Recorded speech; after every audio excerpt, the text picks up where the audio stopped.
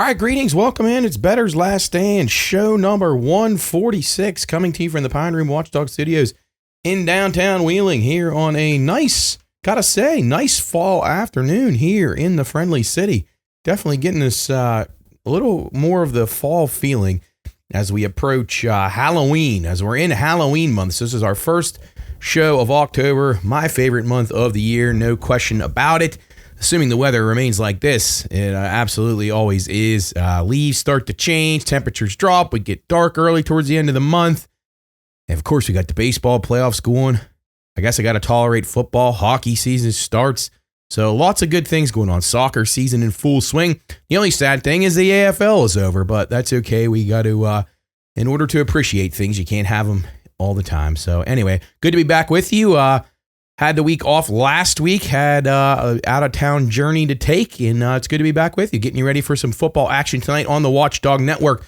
Let's remind you of that right now on Friday. Wheeling Central off this week after the tough loss to Barnesville, and then you got Wheeling Park looking to bounce back as they will host Fairmont Senior tonight over at Wheeling Island Stadium, and John Marshall will continue their wonderful start to the season as they pick up a win last week.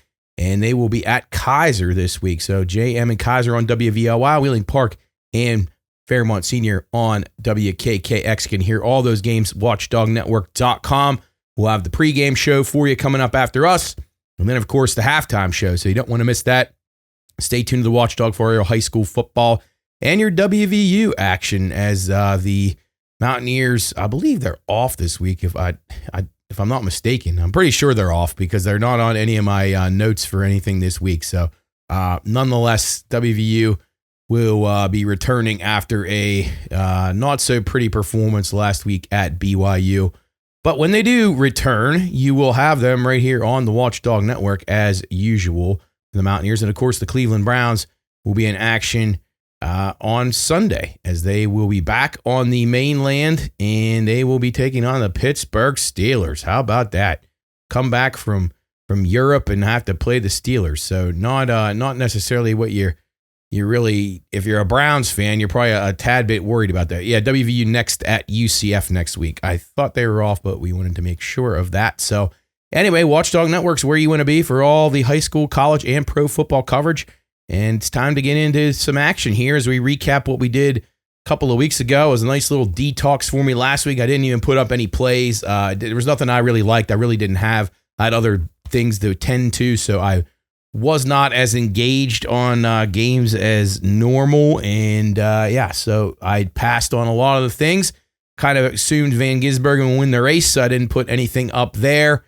And football-wise, I could use a week break from that because it's not been very good to me. But the good news is we were up 42 units 2 weeks ago. So if you're on board with us then, 42.85 to be exact, that was our good return from the week of the Ryder Cup. And let's recap that. We were 8-9-1 in college football 2 weeks back, 57-59-3. Can't get over that 500. We're at 48% right now.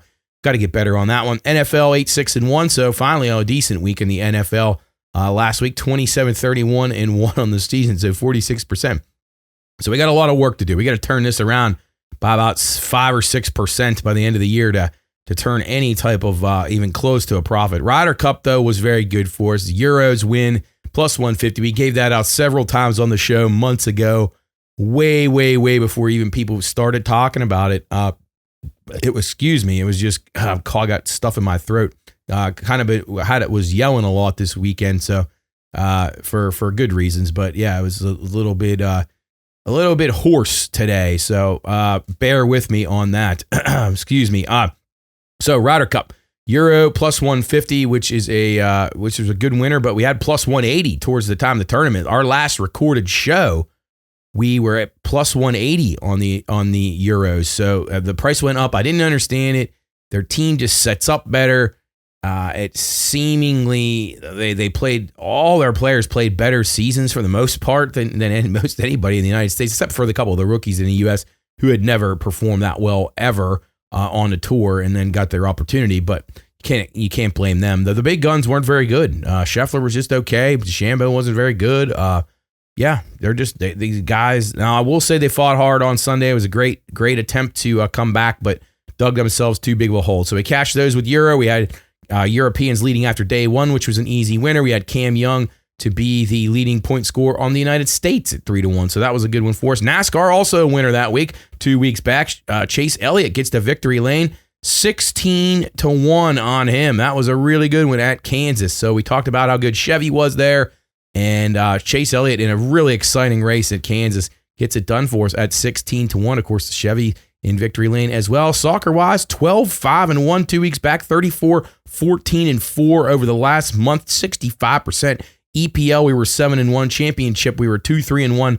And League One, we were 3-1. We had that nice win, Crystal Palace over Liverpool. We told you that was a bad spot for Liverpool, and going 7-1 in the EPL. With our only blemish was a draw with Everton, who led a good portion of the game on the Monday night game a couple of weeks ago. So good performance for us in soccer. Another great performance for us in the AFL. We gave these tickets out months ago. Brisbane Lions to win the AFL Grand Final. We gave it out at 6-1 multiple times. We gave it out at 7-1 multiple times. I was obviously only counting one of those, but each show, one of each of those, because I did bet it a couple of times myself in a massive double play that the Tigers just turned in this playoff baseball game. Bases loaded, nobody out. Detroit goes to the bullpen in the top of the fourth inning, looking to stave off elimination. And the Mariners ground into a double play. And that's just typical Mariners. They'll probably end up getting beat. I got the over in this game, so I was hoping for at least a base hit there. Those are the things that worry me about the Mariners that make me think, that they won't be able to win the World Series because they just can't timely hit. It's a frustrating thing. I don't know. I don't know if it's a technique or what it is, or just have assembled a cast of players who just can't get big hits. I mean, Cal Roy hits all his homers, but how many of them were incredibly clutch? I'm sure a few, but nonetheless, back to the AFL. 6-1 and 7-1 on Brisbane Lions cash for us. We had the grand final peg because we gave you out Geelong as well, so you recovered either way, but the better ticket was Brisbane because we gave that out months and months and months ago. We were up 26 units out of the final match, 26.90, so almost 27 units in that one. 13-1, the first goal scorer, Zach Bailey for Brisbane. We had that one for you. We gave 3 of those out, and that was the best one. So you got a nice return there, and the Mariners squander a massive opportunity there. They pop out. So the great job by the relief pitcher for the Tigers to get out of that mess, and just those are the kinds of things right there that separate the good teams from the bad ones, or not bad ones, but the not as good teams and the teams that can win it. I hope I'm wrong. I hope BMAX Seattle Mariners can punch their ticket to the World Series. Since the teams that I like are not in there, I will cheer for the Mariners, but I just, that kind of stuff there, bases loaded, nobody out, and you only get one run, that's a problem. It's a massive problem. Charlie Cameron, the big veteran, plays country roads when he scores a goal for Brisbane. We had him to score 2 goals at plus 150. He actually had 4, which would have been like 12-1 or something, which would have been awesome. Hugh McCluggage, we had him 1+ goal, plus 140. He also had 4 for the Brisbane Lions. We talked about how good Hugh McCluggage plays in big games. Charlie Cameron as well. These guys are just such proven winners. Brad Close gets a goal at even money for us. And the Lions and over the total cash on the spread. Lions, I wish I'd have given out Lions money line. We had the 2 tickets already pending, so I didn't give that one out for the championship, but they covered the 10.5 easily. They were much the better team. What a wonderful game. If you want to see a great 8-minute highlight package, if you've never seen AFL, you're not familiar with it, maybe you know that it's the Panama Jack guy that goes out and gives the 2 fingers when there's a goal. From way back in the day, they since wear ball caps, unfortunately. But if that's all you know about it, go on the AFL site, go to the match on the grand final day, click on the 8-minute highlight package, and turn the sound up and watch it honestly, and tell me that it is not as an exciting an environment as you've ever seen. Massive amounts of people there. I don't know if it was 80,000 at the game. It might have been 90. But at the MCG, just a wonderful event, wonderful game, and we cashed the tickets. So we are happy there. Again, up 42.85 units coming out of that week, 2 weeks back, and we had no show last week. So thanks for coming back to us here on Bettor's Last Stand, show number 146. You're listening on the Watchdog Network at the Pine Room Studios Anywhere you get your podcast, Amazon, Spotify, Apple, wherever it is you get your podcast. Bettor's Last Stand is with you. Follow us at BLS_PRP for all the picks and plays. All right, Division Series going on as we just recapped a little bit what was going on there. 2-0. Seattle leading the Tigers in a must-win game for the Tigers. Seattle ahead 2-1 in the series. So far, favorites and dogs in these division series, 5-5 starting today. The home team, 6-4. Overs are 7-3. Overall in the playoffs, favorites 14-7, 10-1 on the totals. So you got 10 unders, 10 overs, and a push there. So looking at some of the baseball futures from this morning, you have the Dodgers plus 150 to win the World Series. Right now, they're playing pretty well. Now that they have these two big arms in the bullpen, Sasaki and Glass, now that they've moved them into the bullpen, they could be very good if Dave Roberts doesn't try to use the other relievers, because that's where they get into a little bit of trouble. Dodgers, though, looking very formidable. Mariners at 4-1, Brewers at 4-1. Brewers have done nothing wrong. Blue Jays let one get away last night. IKF, you Pirate fans, listen up. That guy, if the Yankees come back and win that series, it is 100% IKF's fault. He booted a routine ball to second base that started a kind of a medium-sized Yankee rally. It was 6-1, and his error led to the Yankees scoring 2 more runs in that inning, and it it gave them hope. If they get out of that and it's 6-1 or 6-0, 6-1 I think it would have been before he makes that error. I don't think the Yankees come back and win that game and the series is over.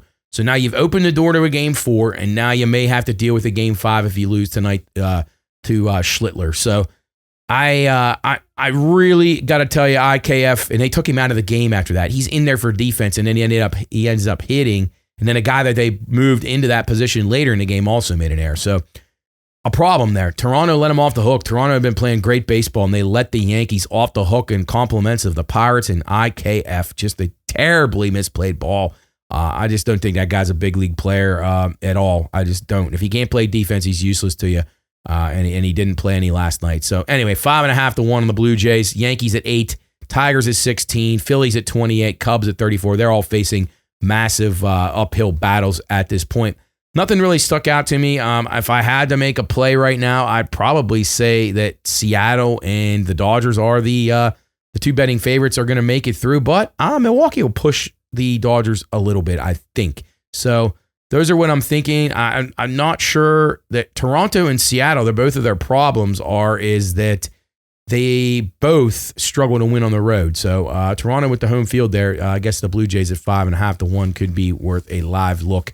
We'll see how the pitching shapes up. But one other observation in these games, playoff games used to trend to the under quite a bit when you had all these wonderful pitching staffs of these big-time aces, and they're 3 and 4 deep, and you're trying to figure out which guy's actually your ace because you're that loaded. Those days are over. There's not many marquee pitchers in this. If you go through and start looking through the starting pitchers from all these series, I mean, you don't have a lot of big time. I'm talking really, there's no Roy Halladay's out here. There's no Felix Hernandez out here. There's no Justin Verlanders out here. There's not even a Garrett Cole out here right now. Phillies, obviously, their ace is on the shelf. The Dodgers pitching staff has been kind of a mess the whole year. Yamamoto's been okay. You have Ohtani now back, but not an ace. The Cubs have no ace. The Brewers, Mizorowski's going to be an ace, but he's not. He was great in relief the other night. But they don't have Brandon Woodruff's really good. They don't have a super ace. Peralta's a fake ace, so definitely not him. And I guess, I should say, for the exception of Tarek Skubal, he's a true ace. So the Tigers do have the one true ace that's still left in the playoffs, but that's only one team. And then they're piecing together these pitching staffs. The totals are very low, and the bullpens in these elimination games, the bullpens are going to get used immediately. So that could tend to favor the under because you're putting your best arms in there. But if you're playing back-to-back and you're playing games that aren't elimination games, you're seeing a trend to the overs a little bit more than usual. I'm not saying it's incredible, but 10-1, a more even split. A few years ago, if you bet like all these Division Series games under, you were cleaning up. You were hitting 76% probably, but those days are over. So keep an eye on that as we progress through in baseball. WNBA, nothing much to talk about here. This league is basically useless without the fever in it, if you ask me. And I still pay attention to it, but most people don't care. Aces lead at 2-0, going back to Phoenix for game number 3. NHL, finally something else we like to talk about here on Bettor's Last Stand. Started off last night, but that's it's not too late to get some action in on your season-long bet. So a few teams that I'm interested that I'll fly through here right now in the Atlantic Division. The Atlantic Division is much better than the Metropolitan Division. The Metropolitan Division, there's only one bet to make there unless you're going to fade some of the teams. The Penguins look very structurally sound for once, so maybe they could get over their point total, but I'm not going to recommend that because they're not seasoned enough. Nice win for them the other night, though. Carolina Hurricanes will be a great regular season team. They got a good roster. Their style's gonna wear down a lot of these teams. They're gonna far and away win the division. But you can still get plus 105 on the Carolina Hurricanes to win the Metropolitan Division. I think that's an absolute lock. And I don't use that word very often. It's a stupid word to use in this industry, but it's pretty close to a lock. There's no real contenders. The Rangers are not good enough. Their bottom 6 is terrible. The Islanders aren't ready. The Penguins obviously aren't. The Flyers stink. The Capitals had a solid year. They overachieved. Ovi's goal chase really carried them. They're good. They're a potential playoff team, but they're not good enough to beat Carolina. No prayer. Columbus is no chance. New Jersey was disappointing last year. I expect them to be even more disappointing this year, as you already have unrest with the Hughes brothers there, which they want to get their brother from Vancouver to come, or they want to leave Jersey. So there's a lot in going on behind the scenes in Jersey, and they just haven't addressed some of their back end needs that they have, and they do it year in, year out. So to me, that says all that spells out Carolina wins this division by 10 points or more. It might even be more than that. The other division in the East, the Atlantic, is pretty good. You got obviously Florida coming back. Now they have lost Sasha Barkov's out for probably the season or at least to the playoffs. Matt Tkachuk's out till the first of the year. So massive losses there, but this is a really good roster. They have a very, very well-built roster. They have a really good goaltender. They got a good backline defense, and they have some very good young players who were playing third and fourth line minutes now that can bump up into the second lines as everybody moves up to fill those voids. So Florida's not going anywhere. Maybe they won't be as dominant. Maybe they won't be able to finish it out and win another cup, but they are going to make the playoffs. They are, and barring injury, obviously more injuries, but Marchand looked good last night. I mean, you have guys like Verhaeghe and Bennett and Seth Jones on the back line, and just, I mean, it's just a loaded roster of really, really good players, and you have to think that no matter how many guys they're down, they're going to be dangerous contenders in the Eastern Conference.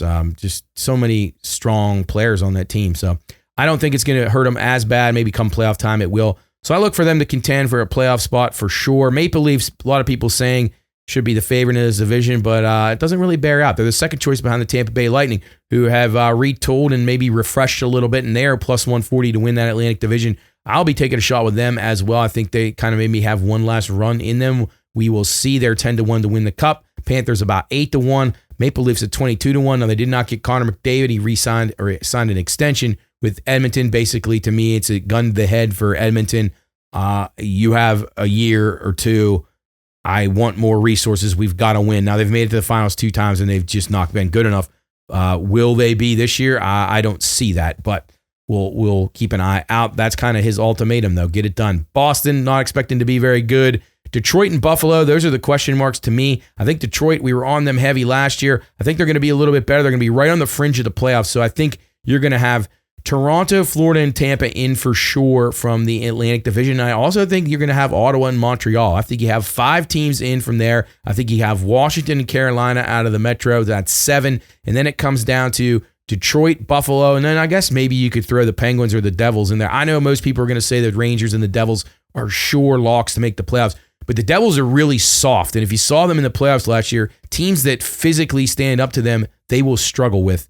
And that's going to be a problem. And I think that the book is out on the Devils. And I think that there's going to be even more of a drop off than last year. So anyway, we're going with Tampa to win the Atlantic. We're going with Carolina to win Tampa to win the Atlantic, Carolina to win the Metro, the Montreal Canadiens to make the playoffs at plus 115, and the New York Rangers to miss the playoffs at plus 65. Western Conference, Central Division, I think the Avalanche probably feel a little bit rested. They didn't go as far as they would have liked to last year. Plus 175 to win this division. I like that price. They're 9-1 to win the Cup. I think that makes a little bit of sense too. You're going to have Dallas pushing them. You're going to have Winnipeg pushing them. But I think that Colorado, healthy with a good roster, they get goaltending, they'll win that division. So plus 175, I thought that was worth the pick. The Nashville Predators are very intriguing. We were on them last year. They were so bad, but they've brought in even some more pieces that I like. And I think that they could be sneaky if they could figure it out. I mean, they got some good leaders on this team. With Stamkos and Yossi, I mean, these are proven winners. How they can't get it turned around, I don't know. Plus 260 to make the playoffs, I think makes a lot of sense. And if you really want to get crazy, plus 125 to win the Cup at Pacific Division, Vegas Golden Knights, they are the plus 130 favorites. I like them slightly better than the Edmonton Oilers. They bring in Mitch Marner from Toronto, upgrades that offensively. I'm not sure it makes him any tougher, but he's a very good playmaking wing, and him and Jack Eichel are going to put up some massive points playing together. So look for that. Golden Knights 750 to win the Cup along with the Oilers. I think the Oilers and Kings, you'll see a good press out of both of those teams. Then the Anaheim Ducks. We were high on them last year. They overachieved for us. They're going to overachieve again this year. I think they could make the playoffs, so we're going to take a shot at plus 270 on the Ducks to make the playoffs out of the Pacific Division. Some player point totals and other things that we have here. Let's go through them right now. Tage Thompson, we had him to score over his goal mark last year of 40, and he was like 35, and he crushed it. He had 44, so that was a good one. I like him to get 70 points or more at plus 105 and score 40 goals at plus 105. He's for the Buffalo Sabres. Very, very good young talent. Alex DeBrincat, really underrated player, plays for the Red Wings. I'm betting him to score over 40 goals this year, 5-1. He had 70 points last year, and I'm betting him to score over 70 this year at plus 145. He plays on a line with Patrick Kane, and if you haven't seen Patrick Kane play over the last 15 to 20 years, he's one of the best playmaking dudes there is. He's just still a great passer, even though he's not as quick as he used to be. He's not the goal scorer he once was, but man, he can pass the puck, and I think this is going to benefit DeBrincat. They'll play a lot on the power play. He's really good in front of the net, DeBrincat, so I think 40 goals and 70 points for him, very attainable. Cole Caulfield, we talked about Montreal. They're a good team. They're a good young team. They're fun to watch. Over 40 goals for him at 40-1. I love that. He had 37 last year, and this team's really starting to gel together. Going to be very dangerous in the East. Kirill Marchenko for the Blue Jackets. 30 goals plus 140. Going to do 30 goals or over on him. I think he'll have a very good season for them. They don't have a whole lot of firepower, so Marchenko's going to have to score goals. He'll play on the top power play line, and he had 71 points last year and 31 goals. So I like that a lot. Seth Jarvis, saw him in the what was that? What was that called? What was that ice tournament called? Why am I not remembering what that was called? That international tournament. Jeez, how can I not think of this? Oh man, that's bad. Memories going on me there. Anyway, Seth Jarvis played very, very well in that. I have him over 70 points at plus 125. It's in a really bad division, as we said. He'll be on the top line and the top power play. Matt Boldy, also saw him in the international competition. I got him to score over 80 points at plus 105. He's on the top line, and he had 73 last year, and he's just getting better. He's just figuring out how to play, so the sky's the limit for him. An under bet, Jack Hughes for the Devils, 85.5 points. I'm going under that. I just think the Devils are soft, and he seems to get hurt every year, and I just don't. I mean, he's a good player. He's a very talented player. But I like him under 85.5. He gets banged up a lot. And now that the book's out on the Devils on how to beat them, you're going to see teams taking shots at him. So we'll go under 85.5 for him. And then Logan Cooley, formerly of Arizona, now Utah Mammoth. We're going to go over 70 points for him at minus 130. He had 65 last year in his rookie year. Kid's really talented, so I think you're going to see a big performance out of him. Then some team point totals in the NHL. The Canadiens over 91. Oh, that's getting a little high. Devils under 98.5. The Lightning over 104. The Rangers under 95. Anaheim Ducks over 83.5. And the Edmonton Oilers under 104.5. Those are NHL plays here on Bettor's Last Stand. We will have those posted at BLS_PRP for your delight. All right, let's quickly get into NASCAR. We have the South Point 400 at Vegas. We're down to just a couple of races left in the championship. We got three more before they cut. Denny Hamlin, Ryan Blaney, Kyle Larson, William Byron, Chris Bell, Chase Elliott, Chase Briscoe, and Joey Logano are the guys left in contention. SVG, Shane Van Gisbergen gets it done last week at the Charlotte Roval. Very, very close challenge from Kyle Larson, who led 27 laps as well, and a very good finish at that track. But SVG just on another level here. Kyle Larson has 3 wins here at Vegas. Joey Logano, the next best among active drivers with 4. And you got Brad Keselowski with 3, but it's been a while. Josh Berry won the race here recently, as did William Byron and Alex Bowman. Josh Berry led 18 laps and won the spring race here. Spring race was really interesting to me. You had a lot of guys leading double-digit laps. You had Berry, you had Suarez, you had Cindric, you had Larson, you had Logano, you had Reddick, and you had Bubba Wallace, all leading at least a 15 or so laps. So widespread, good cars for a lot of these teams. Chris Bell and Daniel Suarez both ran very well here back at this race last season, and it was a little bit more dominant as Bell kind of led most of the way, and then Joey Logano took it over late and led 6 laps and got into victory lane. The Fords have won the last 2 here before Larson had kind of had it on a little run. So who do we like? Kyle Larson, 5-1 favorite here. I get it. Chris Bell, 5.5. I get it. Denny Hamlin, 6-1. I'm passing all of them. First guy I'm going to is William Byron. William Byron has ran very well here, but he doesn't have a whole lot to show for it. And I think if he's thinking, I need to get into this final, I'm punching my ticket, I'm winning one of these races, this is a race he's going to have a shot at. He's also going to have a shot in Martinsville. So he's got 2 really good tracks to maybe have a shot of winning. He's a 13.6 average here. He's got 8 top 10s and 4 top 5s. So William Byron is my top play at 9-1. I thought that was a pretty fair price. Ross Chastain, 14-1. Now, he won't be in contention for the championship as he was eliminated last week, but he does have 6 top 10s and 5 top 5s at this track, and he's knocking on the door for a win, no doubt. Alex Bowman has a win here. He's 30-1. He's got a 16.8 average, 4 top 5s and 6 top 10s here. And then finally, Chris Buescher, who also is not in the championship, neither is Bowman, 17.8 average, couple of top 10s. But I like, he's shown a lot of improvement at this track, and I think these new cars suit him well. And then Daniel Suarez, who we've kind of been getting on a little bit in recent days, some of these tracks that's better suited for him. At 90-1, he's got top 5 finishes here in his last 2 races, so take a shot with Suarez. So again, Byron, Chastain, Bowman, Buescher, and Suarez. Larson and Bell going to be tough to beat if you want to swallow those prices.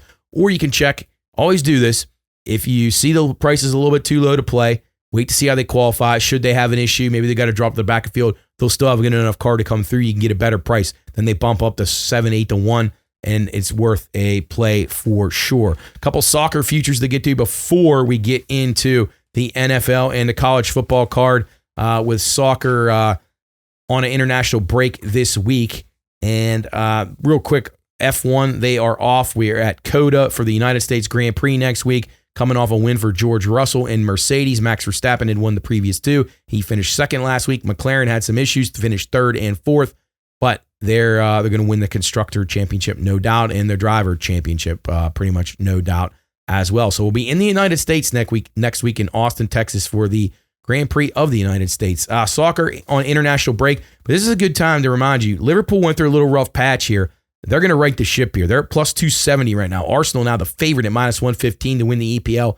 That's smoking mirrors. Liverpool already beat them. Liverpool's the better team. Liverpool's tougher. They're more proven. They will beat out Arsenal. I'll be surprised if they don't, barring injury. We'll see how things transpire in Europe. You never know. But I really think it's a great price on Liverpool. There's a 2-horse race. City's not good enough. Chelsea's definitely not good enough. And then you got a way big drop down to Spurs. So I think you're getting Liverpool at a great price at plus 270. Much better than the beginning of the year, and they're only a couple points off the pace. Champions League right now, to me, it looks like a 3-team race between Barcelona, Bayern Munich, and Real Madrid. And I don't like Bayern Munich, but I got to say they're playing pretty good right now. Once we figure out what happens with some of the players at Real Madrid around the first of the year for the next transfer window, got to figure out what's going to happen there. But you can't count them out, and you can't count out Barcelona with Yamal. They're a team that's starting to gel together. They're going to try to buy some people too. So those 3 to me seem clearly the best. I don't think the English teams are tough enough, and I think Paris Saint-Germain had their year last year, and they're just not going to have the focus that they've had in the previous years. And then way out at the World Cup coming up in the summer, I thought France is 6-1 is interesting. We'll see if Messi plays for Argentina at plus 675. Spain is the favorite at plus 435. But one team that stuck out to me for almost one of these motivational type things, Diego Jota, the Portuguese player, he was killed in the car wreck over the summer or over the winter, spring, whatever. I think it was early spring, actually. They're plus 850. And you might have assumed that Ronaldo will play one last time. So I think Portugal, they got a good young team already. So they've won some matches, had a good run the last time. I think they're dangerous. The Netherlands at 15-1, I think, is dangerous. Italy, can Italy figure it out? Their next generation, I don't know, their golden generation all got too old. But 31-1 for them. Uruguay at 35-1 and Morocco at 60-1. I don't think Morocco can win it all, but they can definitely be like the Croatia type team and go to the quarterfinals or so. We'll remind you of those ones as time goes on. All right, some things to hit here. We talked about the bad beat of the Jordan Davis a few weeks ago, the blocked field goal and then runs it back. But if you saw that Arizona game, I won't even go through it if you haven't seen it by now, with the DeMarcado fumble on the 1 yard line, and then it would have made it 28-6, and they end up losing the game 22-21. Wreaked havoc with survivor pools everywhere. So did the Bills and the Eagles and several others. But what a way to lose if you had the Cardinals.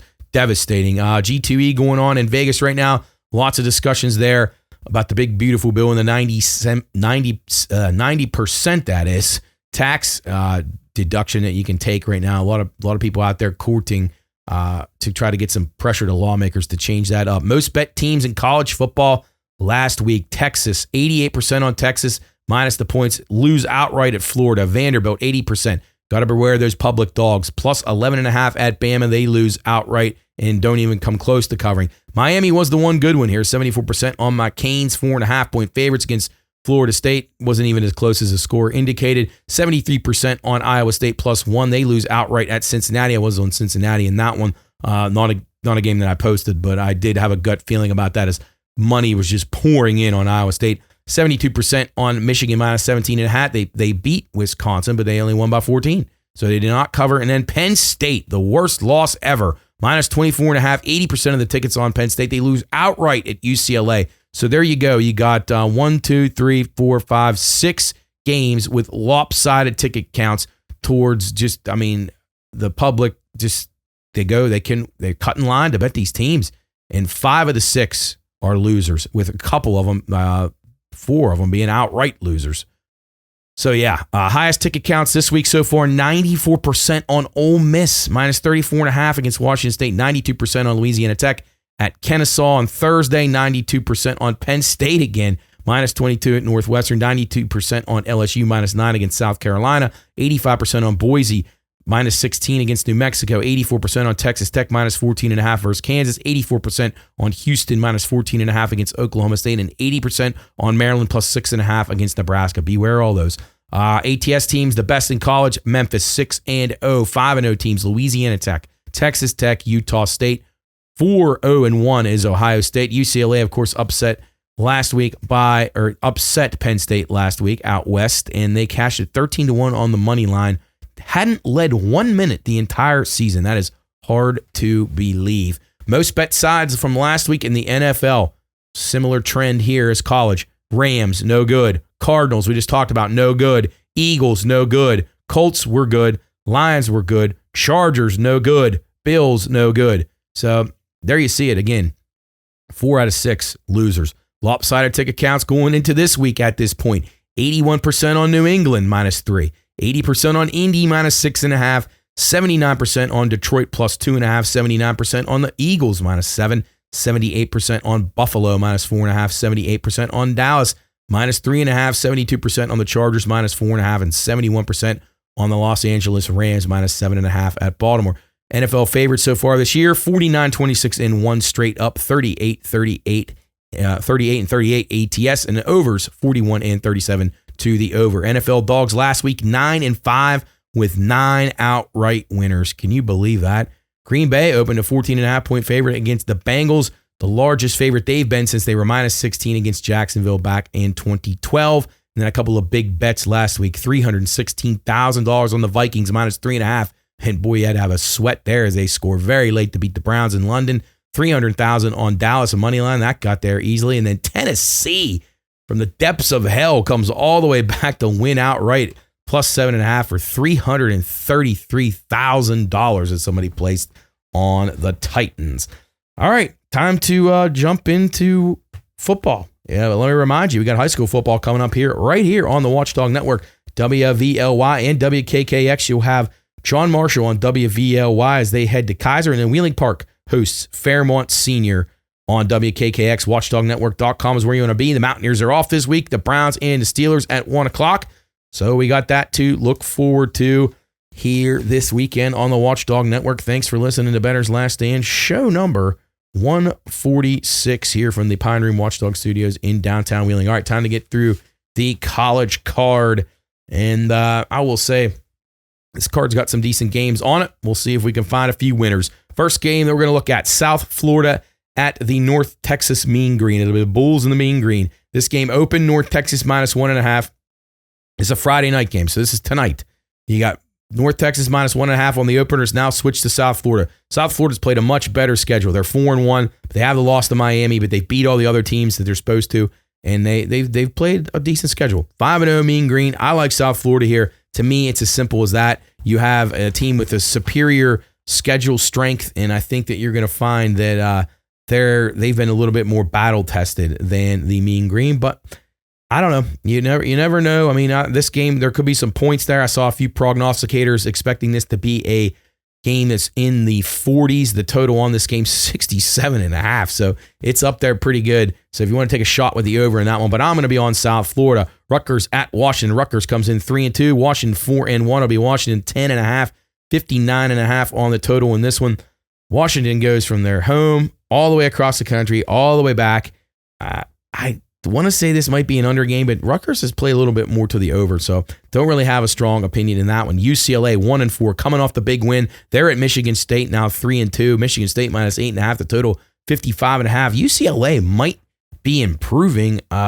We were high on them at the beginning of the season, and who would have thought the fire and the coach man ended up getting them over their win total. So we're just going to sit there and hope for UCLA to pull off another one. Central Florida at Cincinnati. Cincinnati now 4-1. They get the big outright upset last week over Iowa State. 7-3 to the under in this series over the last 10. I like the under here. 54 is the total. Cincy lays 11 at home. Can Cincy get up for a second week in a row? I don't know, but I do know Central Florida is going to struggle to score on the road, so I like the under 54 in that one. 5-0 Ohio State at 5-1 Illinois. Illinois catching 14.5 at home. The total 49.5. There wasn't a whole lot of trends that looked appetizing in this matchup as I look through it. All I can tell you is Ohio State's defense is elite. I like this game under. I thought Illinois was very much exposed against a faster team in Indiana. And if you think Indiana's faster than you are, you're going to have a real problem with Ohio State because they're like NFL fast. So I like this game under, and it would be Buckeyes or pass for me. Pitt 3-2 at 3-2 Florida State. Oh, how the mighty have fallen. Heard a few weeks ago how good Florida State was. Yeah, 10.5 point favorites at home here against lowly Pitt. 57.5. Narduzzi on the hot seat. Norvell on the hot seat. Two horrible programs and horrible coaches. I'll sit that one out. Miami Redhawks at the Akron Zips. Each of these teams have 2 wins on the year. This game opened Miami Redhawks -9, now up to 11 right now. 7-3 to the under in the last 10 in this series. So I looked through some of the scores. It looks like these teams play at a slow tempo. So we're going to go under 45.5 in the Redhawks and the Zips. And here come the Tigers now. I knew that was going to cost Seattle. It's now 3-2, and the Tigers have the tying run on second base. I knew that was going to cost. In playoff baseball, one little thing can shift the momentum so much.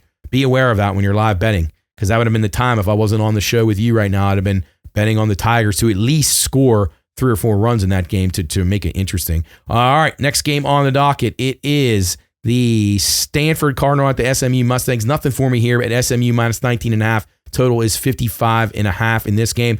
Louisiana Lafayette and James Madison, another game.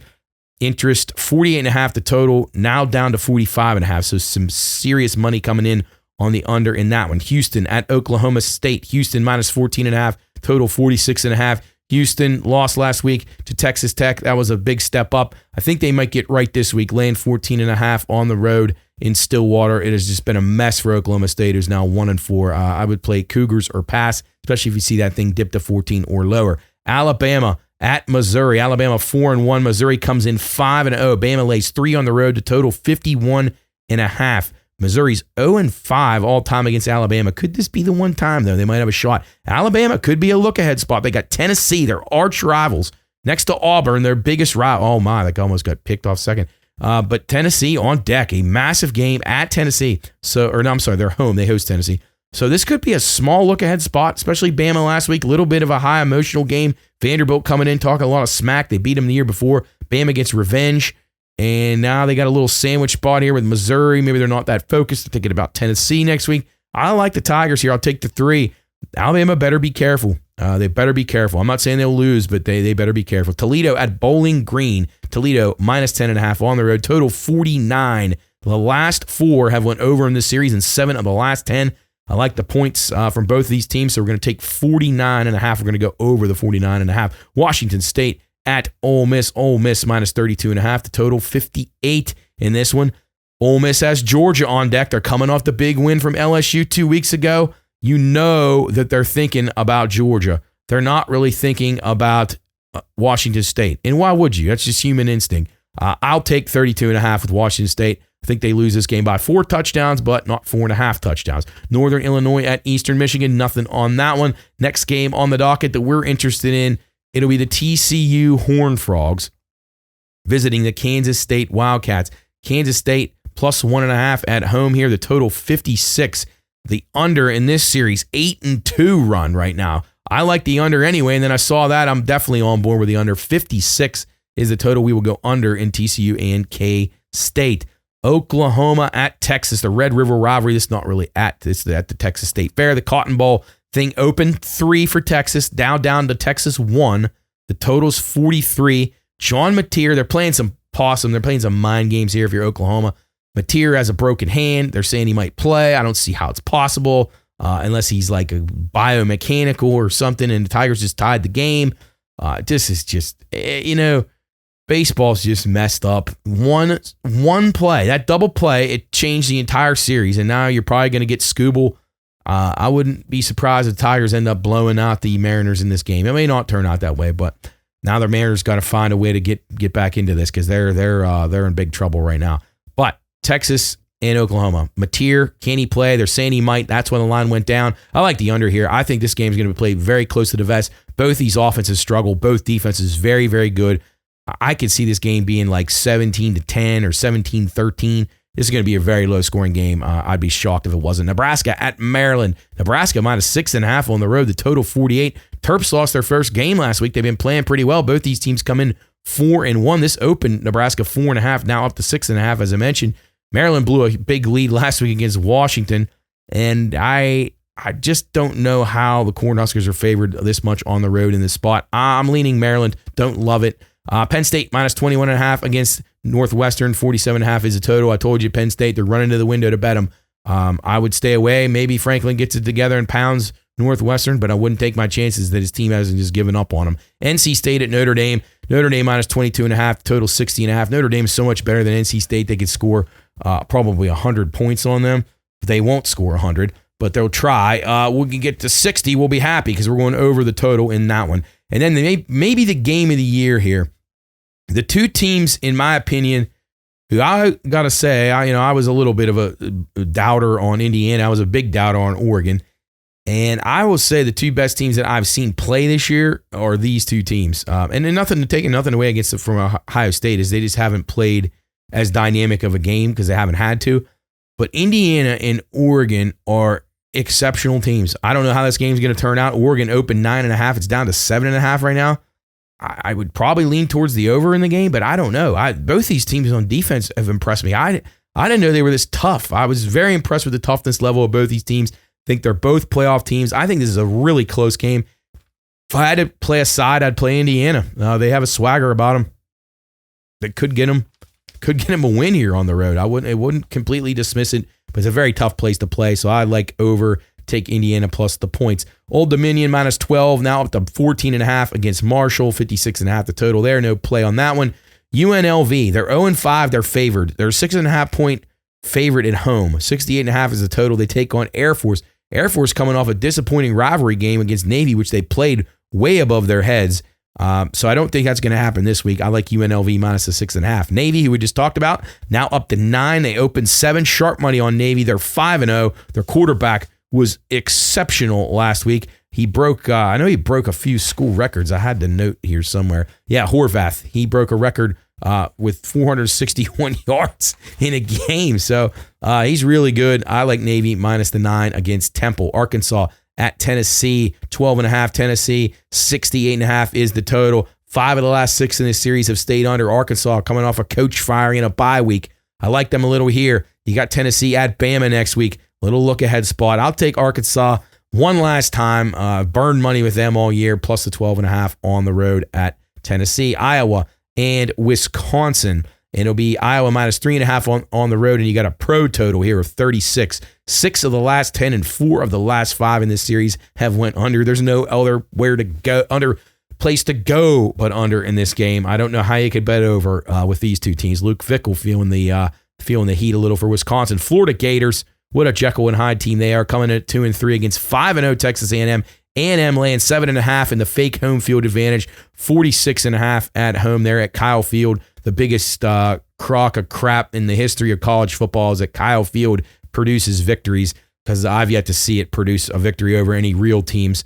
7.5, though, I will lay with Texas A&M here against a team that's kind of a fraud off an upset of Texas, who's not very good either. We'll take A&M over the Gators. Michigan at USC, interesting game. USC minus 2.5, total 57.5. Both teams 4-1.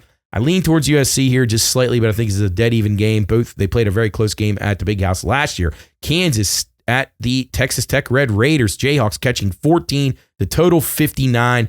You have the Jayhawks coming off of what did they do? Oh no, that's Texas Tech beat Houston last week. Texas Tech beat Houston last week. They got Kansas now, and then next week they go to Arizona State in a giant game in the Big 12. So to me, they'll get caught looking ahead a little bit here. I like Kansas to be sneaky, probably coming in the back door, probably down about 20 throughout the game, scoring late to cover that 14. Georgia at Auburn, tricky spot for Georgia, as they got a big game on deck with Ole Miss. Georgia minus 3.5 on the road, a total 46.5. I think Georgia will be a little bit better than Auburn here. I'm going to go over the total, but I would lean Georgia. I think they're just a little bit better overall. Purdue at Minnesota. Minnesota 8.5, total 50.5. Perfect time to take a nap. Well, it's at 7:30. But I would probably lean towards Minnesota. They'll probably win the game. Purdue, though, has been a little bit better. South Carolina at LSU. LSU minus 9, the total 44. This thing opened 10. Is actually, before we came on, I made a note that it dropped down to 8.5. So you got a little bit of a concern with some of the things on deck for LSU. And I don't know. I think that you may see, I think what you're seeing here, you had 90% of the ticket count, which we talked about in between segments here. 90% of the tickets coming in on LSU, but the line is going down, which is telling you that the pros and the bigger syndicates are betting South Carolina. So whenever you have a pros versus the public type thing there, and you have the reverse line movement of ticket counts saying one thing, money saying the other, you go towards the side of the money. So South Carolina would be the play here. So keep an eye on that one. If it's a touchdown or more, I'd play South Carolina. BYU at Arizona. BYU minus 2.5, total 48. They are on the road after the big win over the Mountaineers. They're 5-0. Arizona's a little tricky at home, though. I lean Wildcats in this spot. I think they might have a shot of beating the Cougs just barely. Boise State and New Mexico. Boise minus 16.5, total 59.5. They're 3-2. Boise, they got to win out to have any prayer in anything, but they've won 7 in a row against New Mexico, so that's got to be a good sign for them. So I probably think that the Broncos roll in this one. Arizona State at Utah. Utah minus 5.5, total 48.5. Sun Devils host Texas Tech next week. What's that going to mean here? They can't really overlook Utah. Utah's really good at home, right? Oh, until they weren't a few weeks ago, and they got embarrassed by Texas Tech. I would almost take the points with Arizona State in that game, but there's no play. Utah State at Hawaii, the nightcap. This thing opened Hawaii minus 2.5, I'm sorry. Now all the way to Utah State minus 1, the total 58. These Hawaii games have been really, really good on the overs, but there's some information out there that says maybe the under. I don't know if it's going to be weather or what it's going to be, but I saw a few people tipping the under on that one already. Couple of other notes here. Boise State on a 13-3 ATS run at home. Colorado on an 8-1 ATS run at home as they host Iowa State. Georgia Tech, and Georgia Tech games recently, a 24-11 run for the Dogs in that time frame. Well, that works against the Dog in this one, as Virginia Tech is on a 2-8 run ATS, 3-8 straight up. LSU 12-2 ATS against the SEC as an SEC home favorite. Maryland allowing just 12.5 points per game in league games so far. That's interesting. Keep an eye on that one. And then Notre Dame, just to aid to the overs here, they've scored 49, 52, 35, 40, 56, and 26 in their last 6 home games. And they're on a 36-13 spread run. So the Irish and over might be the play there. Oregon on a 24-13 ATS run, while Indiana's on a 14-6 run. Penn State Northwestern 5-8 ATS run, anti-Northwestern. So that means they're 5-8 ATS, so not good there. We told you about Navy's Horvath setting the record last week. And then the Rebels are building on a 6-0 straight up and 5-0 ATS run for UNLV. So we'll see if they can get it done. They have not won this year, but we said we liked them at home against Air Force. All right, couple more minutes to go here in Bettor's Last Stand, and we got pro football to talk about. Get you ready for some pro football here on the Watchdog Network. Don't forget to check out Bear and Bob in the morning with the good old boys. Get their plays on Saturday. They started off Football Friday, presented by Gumby's and Jill's Gentlemen's Club, and we were out at Gumby's today as usual. Again, sponsored by Gumby's and Jill's Gentlemen's Club. All right, let's get into the NFL card. Got another London game here at Tottenham Hotspur Stadium. It's the Jets catching 7 against the Broncos off the big win against Philly. This thing opened 5.5, now up to 7. I like the Jets. They're 1-5. They're wounded animals. They've got to figure out a way. Their owner, I think, was the ambassador to the UK. This is going to mean a lot to them. Woody Johnson. 43.5 is a total. I like the under in that game, but I think that the Jets are going to play very good here. This is right for the taking. Denver won a game they had no business winning, and they taunted the Philadelphia Eagles. They did like a parade tour down Broad Street. I mean, just Sean Payton is a real idiot. You know how to feel about him about a coach, but trust me, those Eagle fans are keeping receipts on that one, Peyton. You better watch out the next time you head to the East Coast in that area on I-95. It could be your last trip. Denver had 60 net passing yards and 131 yards of total offense in that game and won. Now that's an anomaly. Had no business winning. And I heard somebody saying that Denver could be undefeated. Well, Denver could also only have one win because they've lucked out on a couple of the wins that they do have. So this Denver team's a fraud, and I'm telling you, they'll be exposed this week. Jets, give me the Jets plus the 7 and the under 43.5. Seattle at Jacksonville, another team that's a little bit on the fraud meter here. Jacksonville, I was on them last year. I'm not sure how much better they are than last year. They're getting very, very lucky. They've made a lot of very lucky plays recently. This was pick. Now Jags 1.5, total 46.5. I like Seattle in this spot. I think Seattle's probably thinking that they should have a little bit better record than they do at this point, and it has not turned out that way. But I like the Seahawks in this spot. I think they'll right the ship. I think Jacksonville, to me, is just, I'm not saying that they're terrible, but they're 2-17 against the NFC West. Like, to me, this just says Seattle. This is a perfect spot. Everybody's high on Jacksonville. Everybody's high on the Broncos.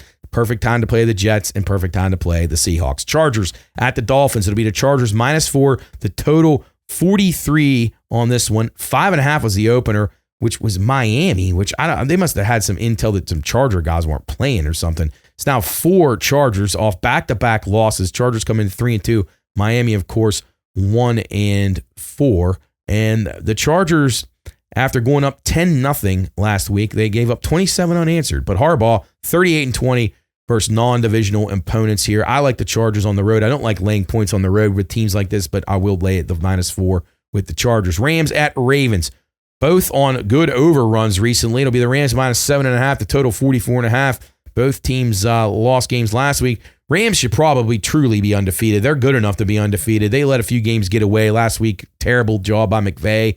The other week, just a fluke against Philly, but they were too conservative. Still love the Rams. Think they're good. Baltimore's a mess. Jackson's out. Almost the entire defense is out. They're going to get better, so you better beat them now because they're going to come on really hot late. I can guarantee you that. I like the over 44.5 here. I think both teams will give up some plays, and both teams will make a few plays on offense to get that game over the 44.5. But you got to worry a little bit about Cooper Rush in this situation is he's been a little bit shaky. Baltimore's lost 10 of 12 without Lamar, so keep that one in mind for your survivor type pools. 7.5 is the spread there, so money line bet on the Rams would make a little bit of sense, or something like that. I mean, I wouldn't lay minus 455 in an NFL game. You're insane. Cardinals at the Colts. Colts 4-1. Cardinals 2-3. Colts minus 6.5. Total 47.5. This thing opened Colts minus 3 up to 6.5. We talked about the DeMarcado situation, and Jonathan Gannon has quickly become one of my favorite coaches. He chews the guy out for the stupidity and costing his team the game, and then the damn franchise fines him $100,000 for his conduct. I don't know what kind of world we live in right now, but any of us who are anything in the world today are decent citizens has probably had a coach be hard on us at one point or another because of a stupid mistake that we've made. I know I have, and I've deserved every bit of it. Jonathan Gannon did nothing wrong there. Outrageous overreaction by the Arizona Cardinals. I think the Arizona Cardinals are pure fade material now. I think you'll have a locker room splitting up here. Gannon has basically been castrated. He can't even discipline a player now. Outrageous response by the Cardinals, and that's why this lines went up. Everybody's feeling the same way I am, at least the people with the smart money. I think the Colts absolutely bury the Cardinals in this game.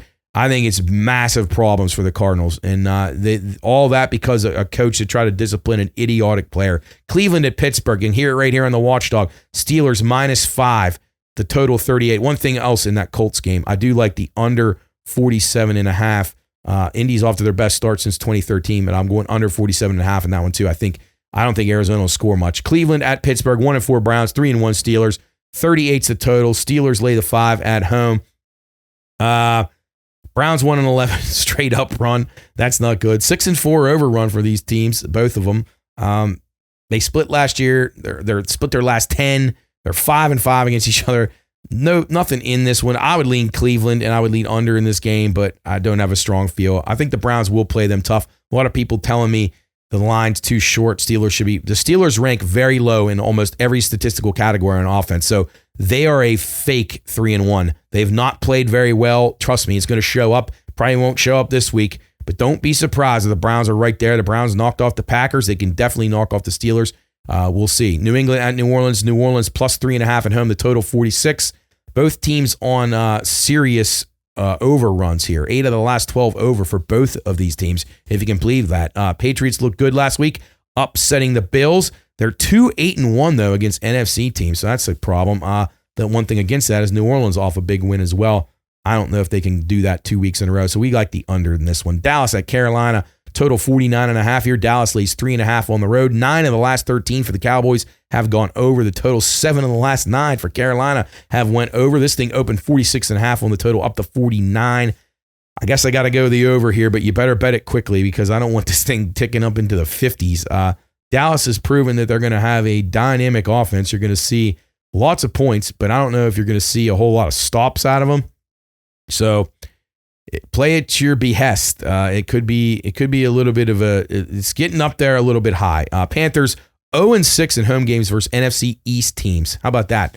And the Cowboys on a 3-0 run against Carolina. So that says Dallas. Tennessee at Las Vegas. Vegas minus 4.5. The total 41.5. 1-7 run at home for Vegas. Probably because they don't have a home crowd advantage of any kind. To me, this is a must win for them. The Titans lucked out. They saved Callahan's job last week because actually Callahan should be sending a Christmas card to DeMarcado, the running back. Saved his job because he was getting the axe, no questions about it. But to me, Vegas asked to win this game. They're 0-4 since starting with the win in Foxborough. I like the Raiders laying it. San Fran at Tampa. Tampa minus 3, total 47.5. This opened 1.5 for Tampa, now up to 3. And I like Tampa in this game, and I like the over. I think Tampa's just refusing to lose. I mean, they're just Baker Mayfield, arguably the MVP of the league right now. He's just playing exceptionally well, and I think he probably will continue that on here. But Tampa 4-19 versus the NFC in October. San Francisco though 1-9 in road games off a straight up division road win.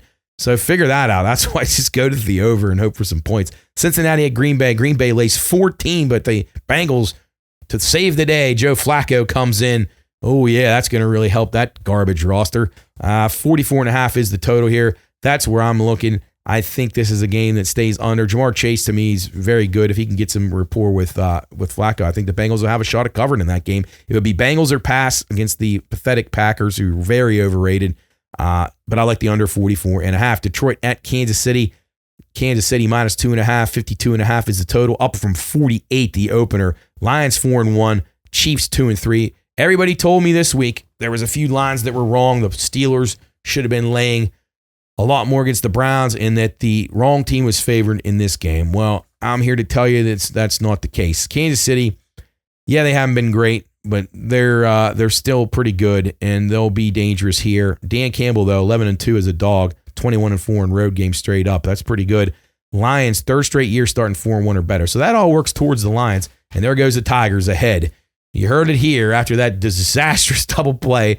Turns into a 4-3 lead now after the Mariners had a 3-0 lead. Buffalo at the Falcons. Buffalo looked to recover after a bad loss to New England. They're laying 4.5 on the road. The total 49.5. Falcons, to me, they're a fraud. I mean, they're off a bye right now. Falcons are 6-1 as a dog on Monday Night Football, but 1-9 as a dog against the AFC. I think Buffalo absolutely buries the Falcons here. I think it's 49.5 is too low as well. I think this game will be into the 50s. And then finally, our Monday night doubleheader will be the Bears at the Commanders. Commanders minus 4.5, the total 50. Bears off a bye. 4 of their last 5 have gone over. Washington's 5 of their last 7 have gone over. I like the Bears here. I think Ben Johnson might be decent. Lions were pretty good off the bye. I think he could be pretty decent off the bye. Bears 1-9 as dogs off of an AFC road game, though. So that's a problem. But they were off a bye week last week, so technically, I guess you can't count that. But I lean Bears, and I lean over the 50. So I think both games on Monday Night Football could have some points in them. All right, and that concludes the NFL card here on Bettor's Last Stand, show number 146, coming to you from the Pine Room Watchdog Studios in downtown Wheeling here on a Friday night, getting you ready for high school football action here on the Watchdog Network. Coming up next, it's the pregame show. Myself, Jeff, Chubb, and Chris from the Watchdog Studios getting you ready for Wheeling Park and Fairmont Senior over at Wheeling Island Stadium on WKKX and on WVLY. It'll be the Monarchs on the road for the third straight week at Kaiser on WVLY. Check out Coach Heinerman and Coach Treveri on the call there. Coach and Luke Doyle will have the call from Wheeling Island Stadium here on the beautiful Friday fall night. We'll check back with you next week here on Bettor's Last Stand. Don't forget to tune in to the Pine Room Studios show here on the Watchdog Network Tuesdays and, of course, Fridays in our Football Friday show. And we also will be back here on Bettor's Last Stand next week for you, and we will remind you that you can listen to us at the Pine Room Studios, at the Watchdog Network, and wherever you get your podcast. Follow us at BLS_PRP for all the plays. That's going to do it for us. Have a safe and wonderful weekend. Best of luck in all your wagers, and we'll see you next week on Bettor's Last Stand here on the Watchdog Network.